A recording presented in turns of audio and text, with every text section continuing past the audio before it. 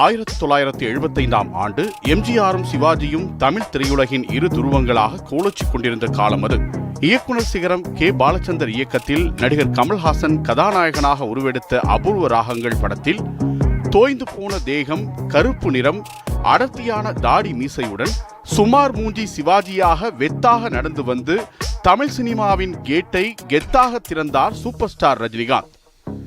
சிவாஜிராவை ரஜினிகாந்தாக மாற்றி அவரின் பெயரிலேயே காந்தத்தை சேர்த்த கே. பாலச்சந்தர் தன்னுடைய அடுத்தடுத்த படங்களின் முக்கிய கதாபாத்திரங்களிலும் அந்த காந்தத்தை ஒட்ட வைத்தார்.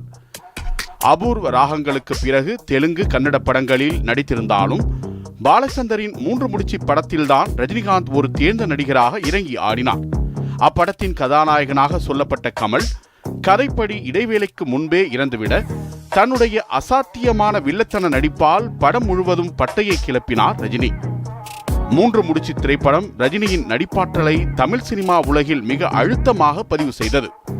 பிற்காலத்தில் இந்திய சினிமாவின் ஸ்டைல் மன்னனாக உருவெடுத்த ரஜினி அதற்கான விதையை 3 முடிச்சு படத்திலேயே போட்டிருப்பார்.